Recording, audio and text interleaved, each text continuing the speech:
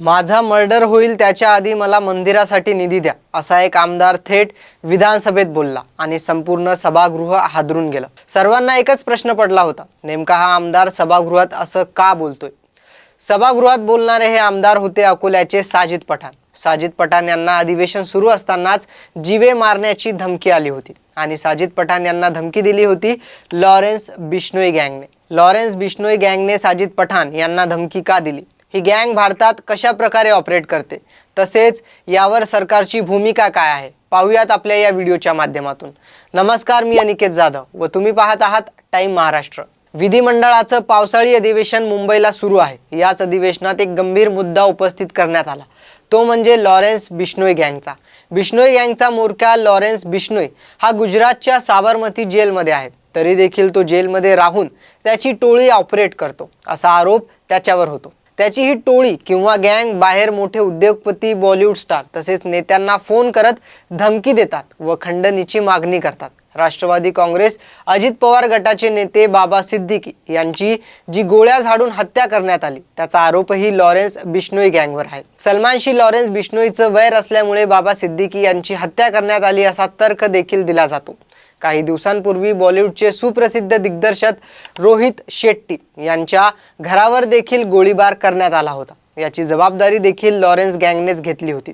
परंतु आता थेट विधिमंडळाचं अधिवेशन सुरू असताना एका आमदाराला खंडणीसाठी जीवे मारण्याची धमकी आल्याने हा विषय अत्यंत गंभीर बनलाय। अकोल्याचे काँग्रेस पक्षाचे आमदार साजिद पठाण यांना लॉरेन्स बिश्नोई गँगकडून धमकीचा फोन आलाय। हा फोन बिश्नोई गँगच्या शुभम लोणकरने केला होता। त्यामुळे त्याने आमदार साजिद पठाण यांना जर सेटलमेंट केली नाही तर थेट जीवे मारू अशी धमकी दिली आहे।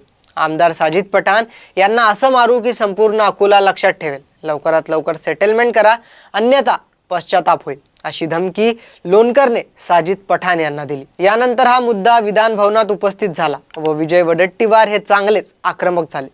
त्यांनी थेट आमदारांच्या सुरक्षेचा मुद्दा उपस्थित करत देवेंद्र फडणवीसांवर निशाणा साधला।